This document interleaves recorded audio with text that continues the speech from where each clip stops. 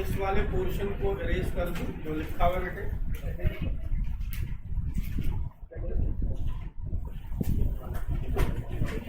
देखिए आप ना मुझसे ये भी कह सकते हैं कि सर किसी के दिल में ख्याल आ सकता है कि सर आप एक साथ पूरा क्यों नहीं लेते। तो मैं एक साथ दूंगा आपके लिए बिल्कुल बेकार हो जाएगा, वो आप खत्म हो गया भाई। तो किस को नहीं मिला बेटा?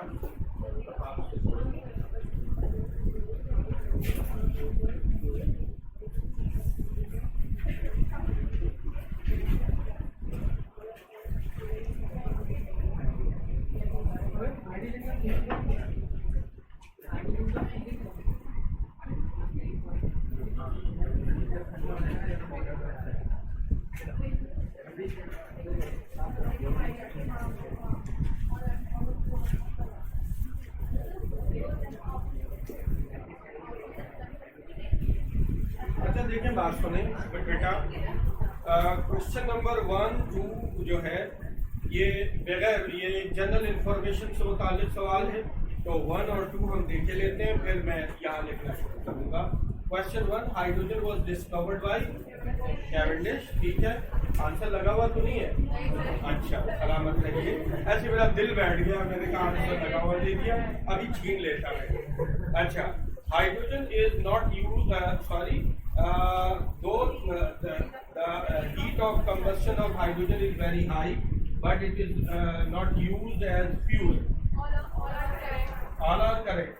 क्यों भाई? all are क्यों correct है? सलामत रहे। Preparation of hydrogen is costlier, storage and transport is dangerous. ठीक है, एग्री? चले अब मैं चलता हूँ, मेरे पास जनरल कुछ प्रॉपर्टीज है, उनको 1 बाय 1 तवज्जो दे दे थोड़ी सी पढ़ाई पर। आलाए आदमी क्लास में बैठे ही नहीं जा रहे हैं। अतीब ठीक है,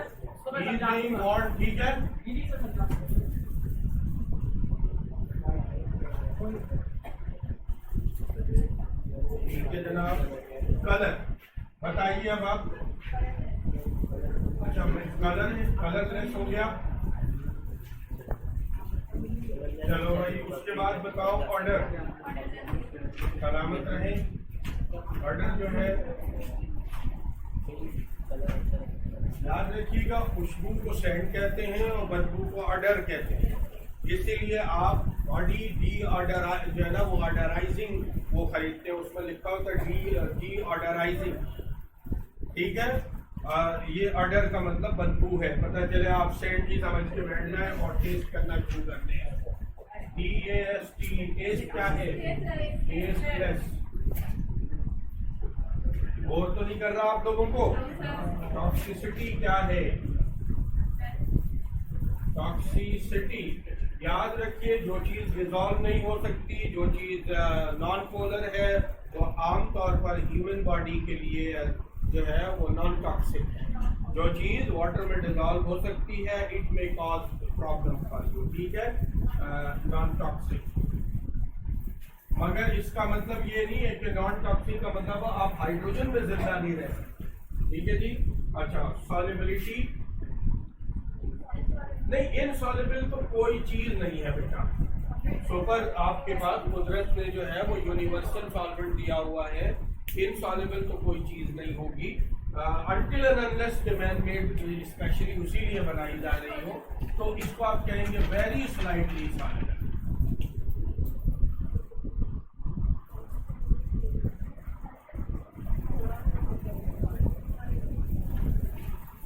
उसके बाद है जनाब आली डेंसिटी। कहाँ से लेकर आ गए बेटा? G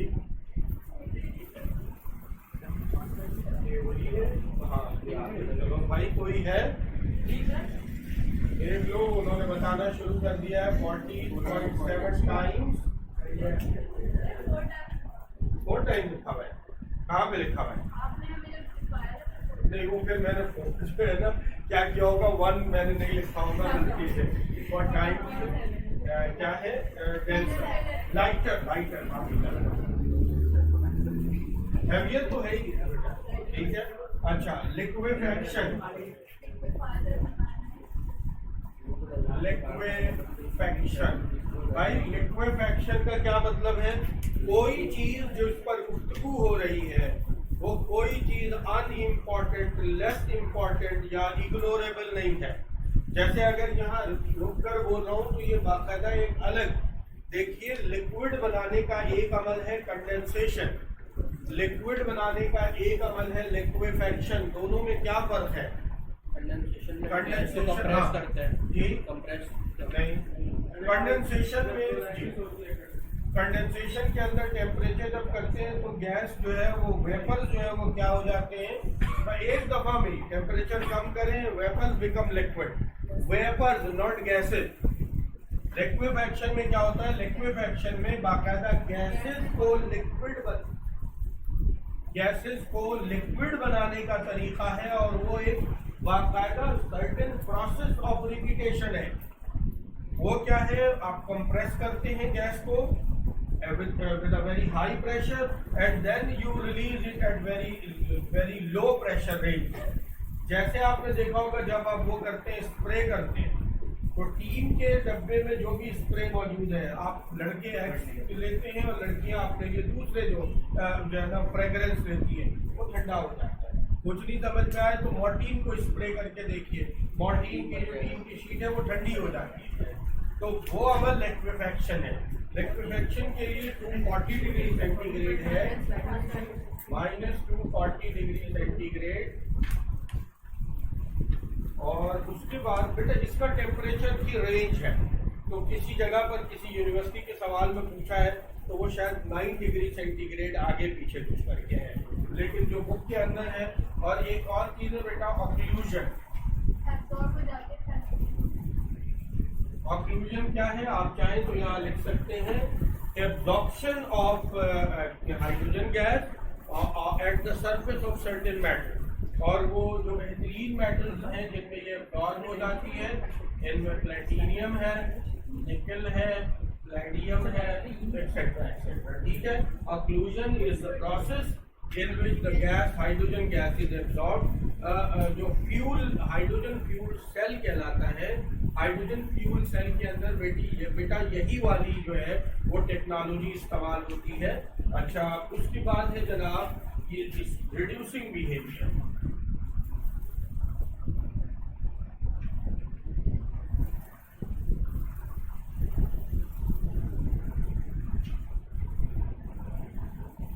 strong reducing agent.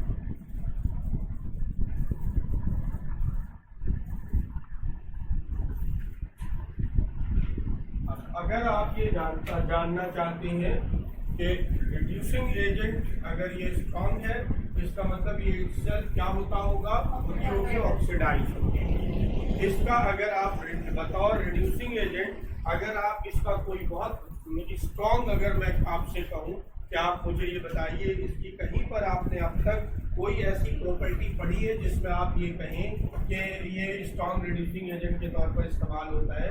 Metal के प्रेशियस मेटल के ऑक्साइड से मेटल अलग करने के लिए हाइड्रोजन इस्तेमाल होती है। एटॉमिक हाइड्रोजन का आप किताबें तो सबके पास होंगी ना, आप सब किताब निकालो बेटा, आप एटॉमिक हाइड्रोजन पर जाओ। एटॉमिक हाइड्रोजन जो है ना उसके अंदर अब आप जाएंगे ना उसकी प्रॉपर्टीज के अंदर, तो उसके सेकंड पेज पर प्रॉपर्टी है, तो उसके अंदर बाकायदा लिखा हुआ है कि मेरे ख्याल में कॉपर का ऑक्साइड है। एटॉमिक हाइड्रोजन पर जाए, एटॉमिक हाइड्रोजन देखिए ये अब इसके अगले पेज पे जाए, देखिए यहाँ पे लिखा हुआ है आपके पास, जैसे मिसाल की एटॉमिक हाइड्रोजन है ना जी, इसके अंदर देखिए कहीं एटॉमिक हाइड्रोजन ये है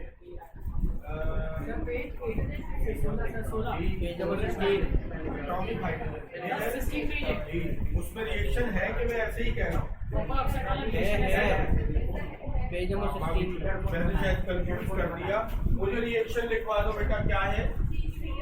CuO प्लस 2 आप H2 लेते, ठीक है, यानी हाइड्रोजन के साथ तो क्या बन जाएगा?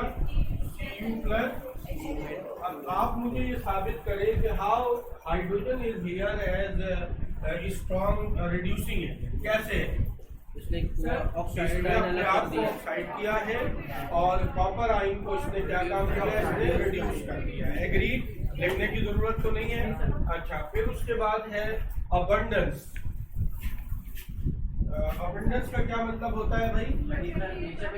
हाँ, कितनी मिकदार में मौजूद है यूनिवर्स के अंदर।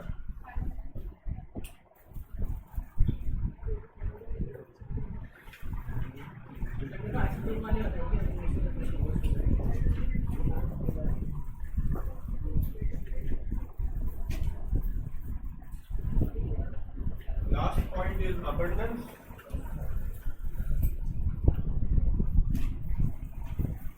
अब एक बात सुन लें, अबंडेंस का नाम सुनकर बच्चे कंफ्यूज होते हैं। We are not talking about aluminium, we are not talking about earth, we are talking about universe. Abundance in universe का क्या है? यूनिवर्स का मतलब इंक्लूडिंग सन, सोलर सिस्टम। तो उसके अंदर मोस्ट अबंडेंट कौन सी चीज है? Most abundant. क्यों भाई, क्यों मोस्ट अबंडेंट है? बिकॉज सोलर तो पूरा जो केमिस्ट्री की जुबान में है, पूरा सन इज बेसिकली आपके पास